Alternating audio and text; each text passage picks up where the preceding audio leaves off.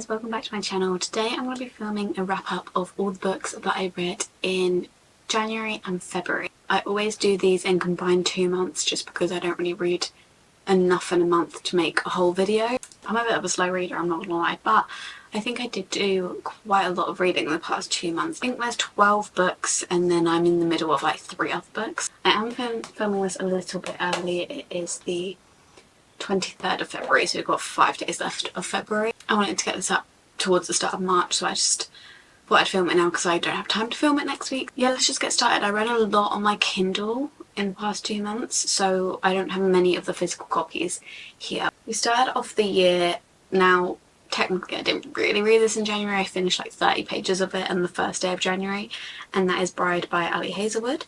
It basically follows this, I actually can't remember the plot. I think she is a vampire and then he's a werewolf, and in this world there's humans, there's werewolves and there's vampires. I think that's it, and they're trying to live in like harmony with each other.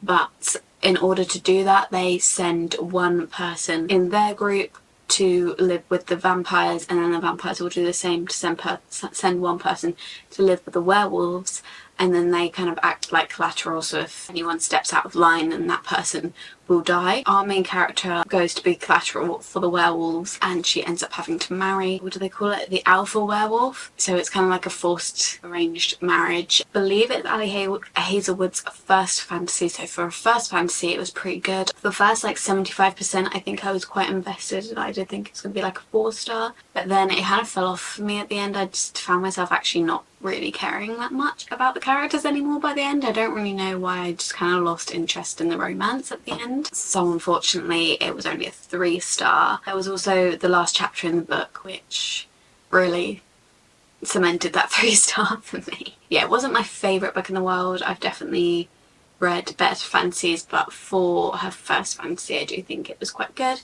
I do think that the sequel of it is coming out and I don't think I liked it enough to read the sequel. Maybe if like it gets really good reviews then I will, but yeah, it was just kind of a middle book for me. Then I read The Wicked King by Holly Black, which I do actually have physically, and this was one of my favourite books of the year already, and it was the second book I picked it up. I absolutely love this book. It is the second book in the Cruel Prince series, so I started the Cruel Prince last year and then got the second book. And actually this was on my shelf for a while before I picked it up, but in the end I did pick it up and I absolutely loved it. Cruel Prince is a fantasy series and it follows Jude, our main character, who is quite headstrong. Like, she's one of those characters that everyone's always like, who would win in a fight, like her or like Selena Sardothien from Throne of Glass. A very amazing female main character, I absolutely love her. And she is a human in the fairylands and everyone kind of acts kind of weird towards humans there. They don't like them very much. Yeah, she just doesn't really get along very well with them. I don't really want to say too much about what happens in this book because it kind of gives away the ending of The Cruel Prince. It's just a very whimsical, magical book. The Cruel Prince doesn't have much romance in, so I wouldn't describe it as a romantasy. Definitely not the first book anyway. It really doesn't have much romance in at all, and I think that's why people sometimes don't like it, is because they don't realise that it's not going to have a lot of romance in, but if you go into it you realise the first book is not going to have too much romance, and then the other books, like, more romance comes into it in the other books. I love Carden. I don't know, it was just nice to see everyone's character development, and the end of this book was absolutely shocking. I had my jaw on the floor. I think I read this book in like 2 days because I just didn't want to put it down. Then I did something different and I read this is when I try and pronounce his name, Dostoevsky, I think. This is White Nights. It has White Nights and then it has another book in it, but I'm not going to try to pronounce that. You know, I've already probably embarrassed myself. My mum actually bought this for me for Christmas because I was saying I wanted to get more into classics and I'm not the best with classics. I probably read like maybe 2 a year. Apparently my mum looked up and for Dostoevsky this is the book that people recommend starting on. It's literally just a short story. I think the actual one in here is about 80 pages. Yeah, it's just like a little tiny short book, so it's the ones a lot of people recommend to start off with. I probably won't read another one of his for a little bit of time. I think I need to get more into classics before I do, but just as a little short story, I think this was a good way to get into it a little bit. And it wasn't like a hard read at all. Like, you know, some classics are really hard to read. It definitely wasn't like a hard read where you're kind of like stumbling over the sentences and trying to figure out what they mean. It was quite an easy read for a classic and a great way to get into it. I gave it 3 stars. I don't give short stories really above 3 stars. It wasn't like the most amazing thing I've ever read. It wasn't bad either. It was just a little short story, and yeah, I had no clue what to rate this whilst I was reading it, but 2 star didn't really seem right because it was pretty good. I quite liked a lot of the quotes in here. Yeah, I might one day venture more into his stuff, but as a starting point, I think this was very good. Then I don't have this one physically. I've been trying to get it physically, but it's not in like any shops. I don't know why. I always see The Cruel Prince and The Wicked King, and I never see The Queen of Nothing anywhere. But I know I could just order it on Amazon, but I like buying books physically. So The Queen of Nothing is the 3rd and last book of the original 3 in the Cruel Prince series, and this one I also... Oh, did I say I gave this one 5 stars? Obviously I gave this one 5 stars. And then The Queen of Nothing I also gave 5 stars. I would say maybe I prefer this one a little bit more, but they were both 5 stars. I don't know if that makes any sense. I absolutely love Jude and Cardan. I think they're one of my favourite romance couples. I always love the vibe of a very strong woman and a man who just kind of lets her do her thing and believes in her and thinks that she is a strong woman and doesn't try to like outwit her. It's why I love Fourth Wing so much, I think, for that reason. And I also love Jude and Cardan for that reason. Again, I don't want to say too much, but yeah, that's the 3rd book and the final book in the series, and I just think it ended in a very nice way. Then I read, this is going to make my camera go so strange, yeah. I read Yellowface by R.F. Kuang, a gold copy actually, it's quite cool. So this one is kind of like a thriller. It's like a literary fiction thriller. I gave this one 3.5 stars. This one follows, what was her name? June. So June is a bit of a struggling writer. She's struggling to get her books out there, and then she has this friend called Athena, and Athena is just this massive writer right now. Like her career is skyrocketing. She's getting all these chances that June can only dream of, and June is just very jealous of her. And so one day Athena dies while June is in her apartment, and June sees the manuscript for Athena's next book, and she steals it and she plays it off as her own. The reason it's called Yellowface is because Athena is an Asian writer and she is writing about Asian stories. That is mostly what her books consist of. What June does is even more problematic because she steals her books and she plays it off that it's her own, and she also tries to change her name to be more like ambiguous of what race she is. She does a lot of problematic things. She is a very not very likeable main character. You're basically just reading it the whole time and you're just like getting more and more frustrated with her, getting more and more worried about what's going to happen, but then you're like, what do I actually want to happen? Because obviously I don't want her to succeed, but then you're like, oh my god, don't do that, you're going to get found out. Yeah, probably one of the least likeable main characters I've ever read about. A lot of the reviews are like the main character was like insufferable, and I think like that is the point. Like, she's obviously not a good person. Yeah, I gave this one a 3.5 stars. It was very gripping. I think it lost it a little bit towards the end, like the grip of it. Just before the end, like in the middle. Other than that, I did really enjoy it, so I gave it a 3.5. Then I read the 2 Folk of the Air novellas. I realised I missed out the Lost Sisters novella, which is between The Cruel Prince and The Wicked King. So I read that. Again, it's just like a short little novella. It follows the kind of spat that happens between 2 of the sisters in The Cruel Prince. Yeah, I just gave that one 3 stars. It was just a nice quick read. And then the other one is at the end of all the books. It is How the King of Elfame Learned to Hate Stories. And it's basically loads of short stories about Cardan. Before The Cruel Prince takes place, during The Cruel Prince takes place, after that. It's just loads of short stories about him. So I just gave that one 3 stars as well. Then I read Fifth Flames by Olivia Rose Darling. And I don't like shitting on books, but I really didn't like this one. I'm going to try and not spend too long on it because I don't like shitting on books. To be fair, I gave it a 2.5. I thought I gave it a 2. Maybe I should give it a 2. I think the main guy in it, he's quite a good male main character. I think that the setup was there for a good book. I've also seen a lot of people say that the indie published version is so much better, so I'm not going to be too harsh on it because I think that they cut a lot out in editing when they traditionally published it. Because one of my gripes with this book, is that a word? One of my negatives of this book is that it just felt like between scenes we were just cutting off the end of a scene and just jumping into another one without any explanation of how we got here, like when we changed scenery, when we changed who we were talking to. Like, it was very like jump cutty, kept like taking me out of the book. But maybe that was in editing when they were trying to like cut it down. Maybe that was the editing fault. I'm also not sure the main character was my favourite of female main characters. It felt like a lot of time she didn't really do a whole lot. She didn't really do a whole lot in the book. Romance was not enemies to lovers like at all. I can't remember how the book ends. It might now like turn more into enemies to lovers. It was not really enemies to lovers at all. It was more like insta love. Like, they were enemies maybe for like 2 pages and then they were like, oh, actually I'm attracted to you. And then they weren't enemies anymore. I think the male main character was a really good male main character. I really did like him. But at the same time, he didn't really have much depth to him, neither did she, and the story fell a little bit flat for me. The premise was there. It wasn't the worst thing I've ever read, but yeah, it wasn't the best. Then I read... Sorry. Every time I look at this book, I actually think I might throw up. Onyx Storm. She is so stunning.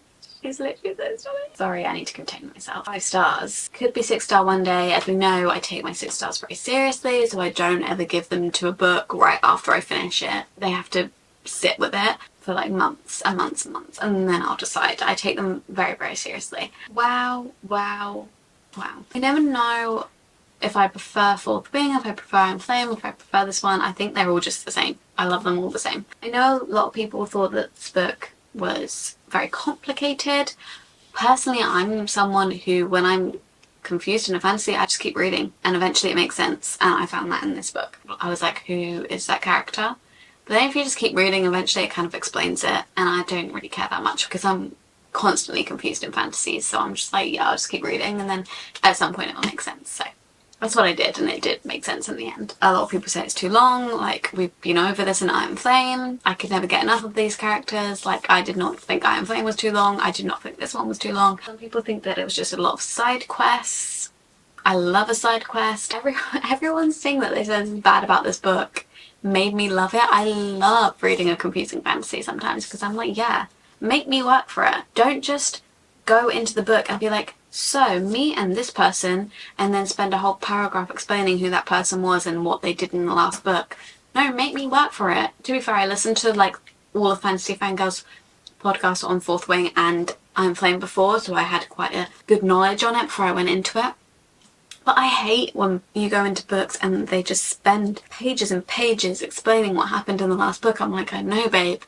Most of the time I had just finished reading it because I'm behind. I like when you have to kind of figure it out for yourself. The length of it, I loved it. Side quests, I loved it. If you want me to start talking about Zayden and Violet, I have a whole reading blog on Onyx Storm, by the way. Please go check it out. It took me so long to film and to edit, so if you want to go check it out, then please do. If you want like full in-depth thoughts as I'm reading, then go check that out. I loved it so much. The ending was so sad. I'm so happy though that Rebecca Yarros is taking a break and that she's writing the next book at her own pace. I think a lot of people were very annoyed at her for how close Fourth Wing, Iron Flame and Onyx Storm came out together, so I'm happy that she's taking the time to slow down on the writing. I think the love in this book was so beautiful as well, because obviously, I don't want to spoil anything. Zayden loved her extremely loudly in this book, and I just loved it.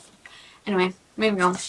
I have a whole reading blog on it, so I don't really need to say much else, so you can go watch that. Then I read The Ballad of Songbirds and Snakes, which is the final Hunger Games book that I have to read before the new one comes out on March 18th, I believe. Technically, obviously, this is the first one because it tells Snow's story. It's a prequel. I gave this one 3.5. I love the Hunger Games. I love all the books. I think that they are such a fun read. They're very quick reads and everything. You can definitely tell that the writing is not the same. Like, you can definitely tell that she has, I don't want to say improved the writing, but it's a bit more grown up in the way that it's written compared to the Hunger Games, and I did really enjoy that. I think maybe I would have enjoyed it more if I read it before I watched the film, just because I really loved the film. I guess I prefer it when I can use my own imagination and I'm not just thinking of the scene that happened in the film. I kind of struggle to read a book when I'm not rooting for a main character, or when I don't like a main character. I think in the film, I'm running out of battery, because Tom Blythe obviously plays President Snow. It's easier to root for him when you're seeing him. When you're in this book, in his brain, he is not the nicest guy, and it's kind of hard to root for him. Yeah, I didn't enjoy this as much as I did the film, and as much as some of the other Hunger Games books. I also think it was very long, and I do think that this could have been split into 2 books, but I understand obviously maybe she didn't want to do that because it's just supposed to be a prequel. But yeah, a lot happens and it's quite a lengthy one. Then I read Zodiac Academy, the first book in Zodiac Academy. I gave this one 2.5 stars, but I was prepared to not like it that much because I've heard a lot of people say that it gets better the more you read, and I will read the next one. I'm not sure my expectations were exactly right because I didn't know it was dark romance for one, and I also didn't know it was kind of like, not trashy, but I thought it was going to be major world building, high fantasy, like that sort of thing. Not how it is. It's kind of like the real world, except that they've got powers. Like everything is modern and everything, and it's not like crazy world building. It's more character driven. The male main characters are very scary. I'm scared of them. Half of them have given me the ick. All of them have given me the ick. I don't know where we're going from here, but it was entertaining. It wasn't the most well written, but it was definitely entertaining, and it was definitely a quick read. And so I will read the next one and see if it gets any better for me. But yeah, as of right now, it wasn't my favourite. So we've got like our world, and then there's the flip side of our world where there's all this magic. They go to this magic school and there's heirs to the throne, and these 2 girls realise that they are heirs to the throne, and they get taken from our world to the flip side where they have to learn to harness their magic because they've got all this magic and they're supposed to be the heirs to the throne. But then the current heirs to the throne, how many times am I going to say heirs to the throne? Current ones are 4 guys, and they are very scary people. I know one of them is a love interest for one of our girls. I don't know who the other ones are. 2.5, but I will read the next one. I have a actually reading vlog coming out which has the end of Zodiac Academy in, Out of the Woods by Hannah Bonham Young, which is actually the last book I finished, but I'm in the middle of a few, so I'll just quickly tell you about them as well. But Out of the Woods is the new book by Hannah Bonham Young, who wrote Out on a Limb, and Out of the Woods follows the couple in Out on a Limb who are the best friends of Win and Bo. They had been together for a long time, since they were like 14, I think. They're married and everything. They've been together a long time, but they're kind of having issues with their relationship where, because Caleb, who is the male main character, he has an amazing job, he takes care of all the money, and then we have Sarah, is kind of like a stay-at-home wife and who feels like she hasn't had much of her own things in her life because she's been married from so young. They don't want kids, and she just feels like she hasn't got much of a purpose in life. Caleb is constantly trying to help her, but she feels like him helping her is him being a little bit condescending, just throwing money at things, and so they're having a bit of problems with their marriage. And Winner recommends that they go on this kind of nature retreat, and they're very much not nature people, but to kind of bring them closer to each other. And it's quite funny because they're very much not nature people, but they go on this to try and help save their relationship. And I think it's a very beautiful book for people to read if you've met your person very young. Obviously you're gonna have grown very attached to each other, you're not gonna know what life is like without each other, kind of lose some of that independence. You grow up always having someone else. I think it's just a very sweet book because they're just both trying so hard to make the relationship work instead of giving up on it, and I just think that that's very beautiful. And I did enjoy it. I gave it a 4 stars. It wasn't as good as Out on a Limb in my opinion, but I just think that's because they were obviously already together. There's no like build up. Right now I am actually like 40 pages away from finishing Beautiful Ugly by Alice Feeney, which is her new thriller book. Right now it's looking at maybe like a 3 star, I don't know. Whenever it follows a male main character I feel like I don't like it as much, which might just be me being a horrible person. It wasn't as gripping as some of her other ones. It's gotten a bit more gripping now, but at the start and in the middle it was just kind of like wasn't gripping me very much, so I think it's going to be like a 3 star, but I am enjoying it and I am interested in it now. It's definitely gripping me now.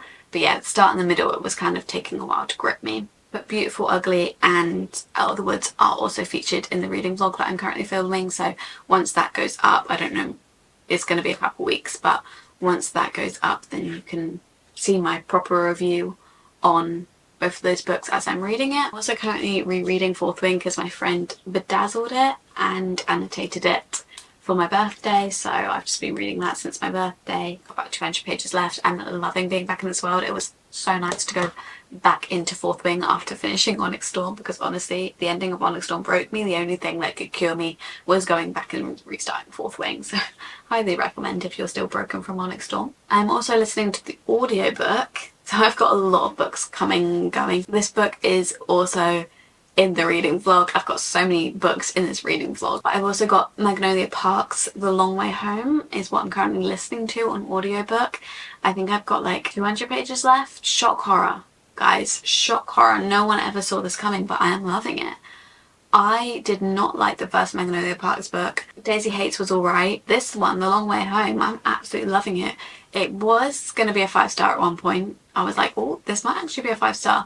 But then, you know, Magnolia and BJ did their thing. Maybe it's not going to be a 5 star anymore. I know that it's not like a romance. The point is that they're toxic and they do the whole back and forth thing.